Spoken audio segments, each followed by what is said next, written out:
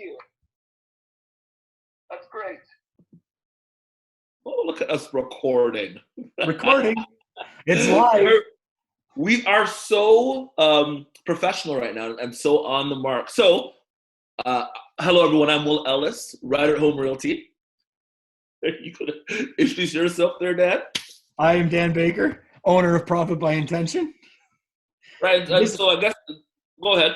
This is our first attempt at making a live video podcast. Right? We figure we're stuck at home. There's nothing else to do.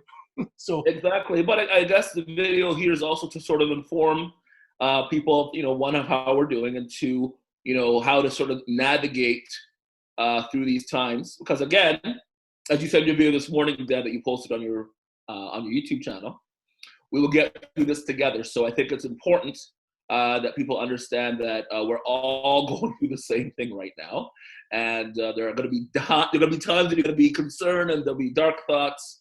But overall, every day seems to be changing. What's that? Wait a minute, Will. We're not all going through the same thing right now. You have no kids. I don't have kids, but you have no kids.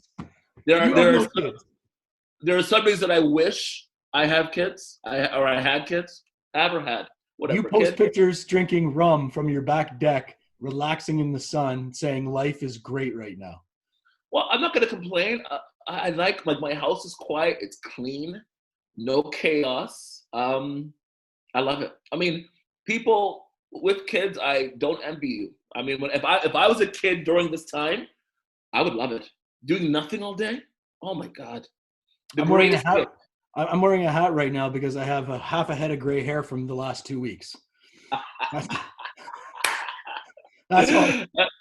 Well, hey, what can be done? But you are enjoying it, right? Your kids are still having fun. This is now week 3. They're having fun. They're having fun. We walk that fine line between murder and divorce every day, but on the whole, we're all getting through it. Right, and I'll say for my wife and I and our dog, the wife hates me most days because I'm loud, and she's working upstairs, and she's in insurance, so insurance is still going. She's working 8 to 10 hours a day, 5 days a week, so her job has not slowed down at all. So it depends on your industry. Certainly for me in real estate, I'm just gonna go there now, Dan. For me in real estate, it's slowing down, of course, a little bit, but as I said. In a couple of videos I've posted on my pages on social media at Agent Will Ellis, that life happens and some people need to still move. Not many. Some people are going to delay and hold off, which makes sense. But if you have buyers and they see a property that suits them, at times you may have to, go with your clients. Of course, social distancing and all that protocol stuff in place. And then brokerages have been very good about asking the proper screening questions. Have you traveled in the last 14 days? Do you have flu-like symptoms, etc.? Right at home, same thing.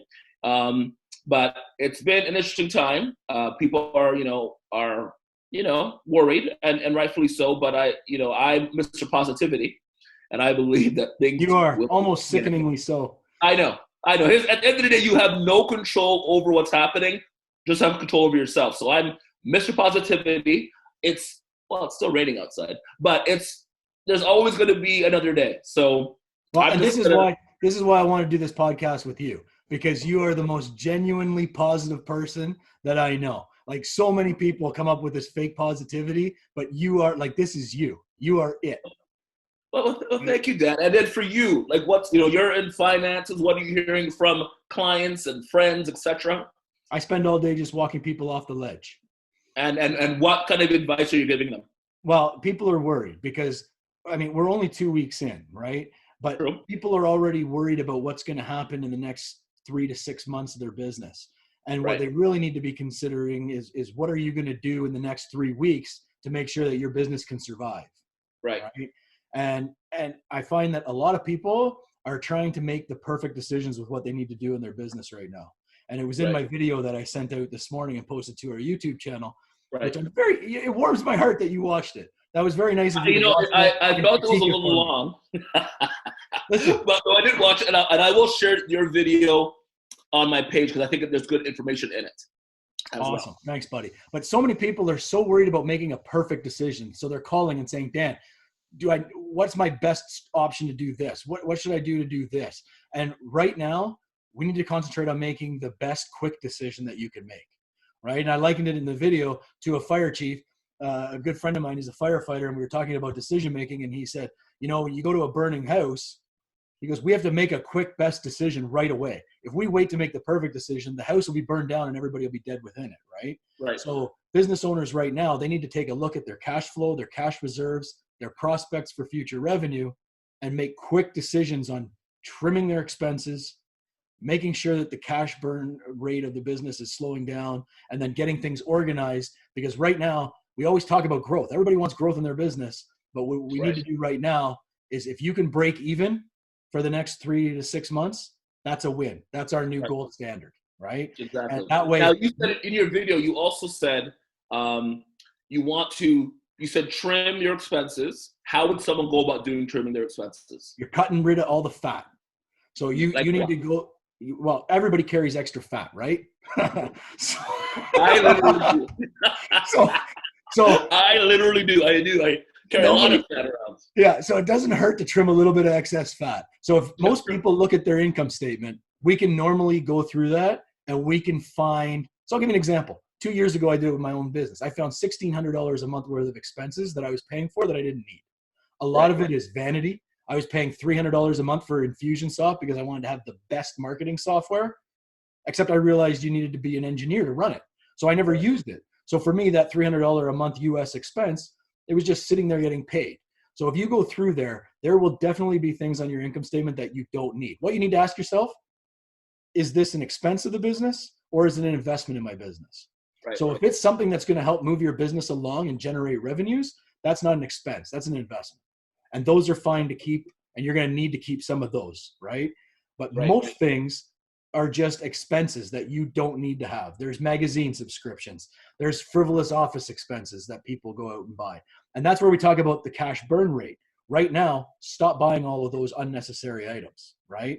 You just want to make sure that you conserve as much cash in the business to keep you afloat for the next 3 months and not worry so much about, oh, I need to buy this or I need to buy this, right? Because once you've spent that could be also applied to your family, as well. If you're now not working and you're applying for things like EI or whatever, and now you are at home, you can apply the same kind of principles, correct? Oh, 100%. Because we know, and I am a great example of this.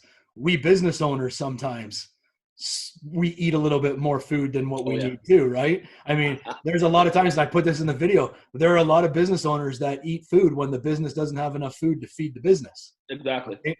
And so one of the number one things you can do is look at your personal expenses. And if you can cut those down, then you can draw less money on the business, right? So it becomes a win-win.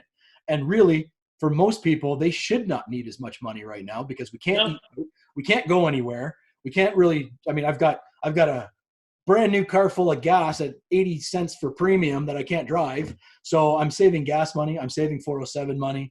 There's lots of ways that people can look into their sort of expenditure closet and find ways to cut money. Now, if you are a business, because I'm an entrepreneur as well. I think if you're an entrepreneur, there is great, effective, cost-effective marketing you can do. Because right now, what I'm seeing, and I also read an article about how TV ratings are now up, Netflix. Everyone's at home. Yeah. So if you're in a business where you need to sort of still be out there, videos like this, posts on your business page, posts on your website, reaching out to clients and friends through technology. It's a great way to still remain top of mind for a current client and a potential client down the road as well, correct?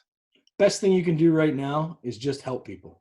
Exactly. Just do whatever you can do to support people and help people. Don't worry about making money on it or have an underlying sales proposition. Just help people. And when this is over, that will come back to you one way or another. Exactly. Tenfold, right? And you do it all the time. You do it all the time. I watch your videos. Now you do have to do another grilled cheese video because that is still now that we have this Zoom recording thing, we could cook together. That is still the number one video I've ever seen in my life. That was, I think I shared that 10,000 times. But have you made a barbecued grilled cheese sandwich before? Never. But the look on your face when you bit into that thing, I Mm. haven't seen a look like that. It was unbelievable. Unbelievable. Nothing beats fresh bread, garlic butter or butter, and then just tons of cheese. I mean, you On know top. what? It still sucks though, because right now grocery stores have nothing. And then I go onto your Facebook page and there you are showing off this delectable meal with gorgonzola cheese and blue cheese smothered steaks and all kinds of stuff. You know what? You know what? Here's the thing. I don't hoard anything, but my grocery shopping is out. I mean, now I'm not going out to restaurants, so I'm at home. I even forget what a restaurant is. Like, what's a restaurant? But we're at home, the wife and I, and the dog, and we're eating delicious, incredible meals that you pay $100 or $200 for at the keg or wherever for $20, right? You can still feel like you're going out. You know, the wife, I'm done, but like I have a drink nightly. We, you know, it's just you try to have fun in life. And I know as I'm not a parent, we're parents as well. You know, when we were all kids, I'm talking to parents here. When we were all kids and we had our summers, we did nothing. I spent 10 weeks in the summer doing nothing, and I loved it. It's true. Today's kids are so heavily scheduled, and these kids cannot even have a thought in their brain because they know they have something that's to do on their calendar. That's true. I think this is a great time to strip down the structure that kids have and give them like an hour or 2 hours a day to do nothing. Just sit in the corner or read a book or something, and don't bother me. That's what I would if I was a parent. But I'm not a parent, and I don't envy you, parents. You got to homeschool kids, which what is that? Homeschool kids. Oh, I guarantee you, if I had to homeschool my kids, I will have the dumbest children in the world right now because I can't do it. I just can't do it. It's like we try to have math time and we try to have reading time, and then all of a sudden my phone rings and it's like, you know what? There's a video game over there in the corner. Yeah. Just occupy yourself for a few minutes, right? Right. Like you could do math like, you know, there are 10 popcorn kernels. If I eat 3, how many are there? Like, seriously, like that's what I would do. There's 7. There's some good math. That's awesome. Hey, I got a question for you going back to your real estate. So now yes.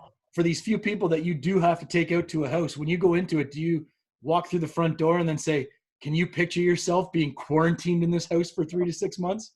Is that the selling proposition? I've seen it online. Yeah. No, I mean, it's weird because you go into homes now and you have some hand sanitizer. I am crazy about germs in general. So of course it's annoying that I have to at times go out, but you have to do what you have to do for your clients. But you know, when you're going into a home now, it's like socially distanced. I literally have hand sanitizer in my back of my car, which I've always had. You just go in there, you're in and out, you're not touching light switches, you're not touching door handles, except for the front door. You're limiting what you're touching.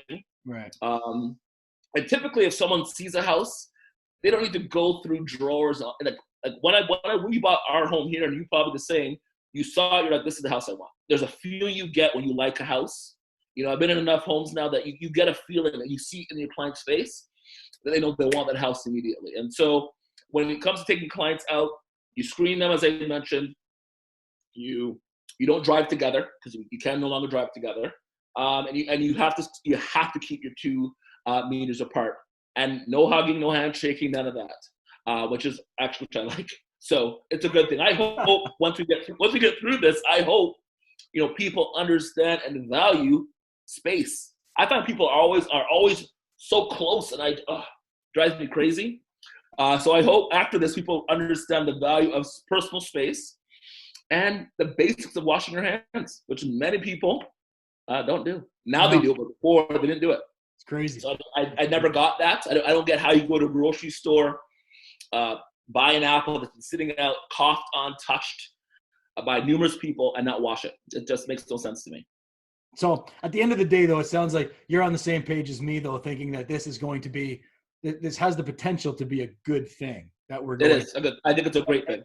As lousy as it is with having people out of work and all these other things and right. being confined into your houses, there's a lot of good that can come out of it, right? And again, as an entrepreneur, my income's severely impacted by this, by what's happening right now. But again, if you're a person that says, I remember watching This Is Us. I've been on a This Is Us rant for the last 2 weeks. Great show. But there's an episode where Rebecca, the mother, who's now showing early signs of Alzheimer's, says some line tied to when we as people say, okay, let's do this next time. And then there's never a next time because there's always something else happening that keeps you from doing what you want to do with your kids or in your home. Now is the time for you to, like, I clean my basement. You can clean your garage out. You can declutter your home. You could. Hey. I'm going to have to be quarantined for a long time before I start cleaning out that garage. Right. But I'm just saying you can set up tasks at home to keep yourself busy. Also, absolutely. This was 12 years ago before Netflix, where we didn't have smart TVs and we didn't have smartphones. It would be a lot worse. Yes, right? It would. People have phones. We have Netflix. Like, there's so much TV that I don't have enough time in the day to watch what I want to watch. But I just started watching that Tiger King.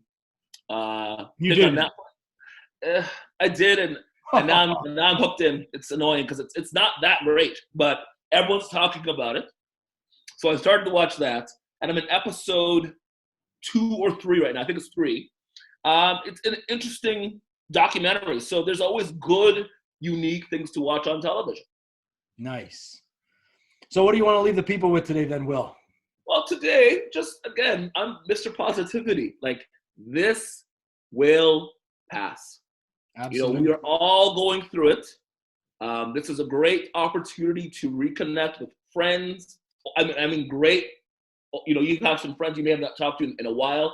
Call them on the phone. I downloaded this house party app on my phone that is amazing. It's just your ability to connect with people quickly through video chat. It's awesome. You can play trivia on this app.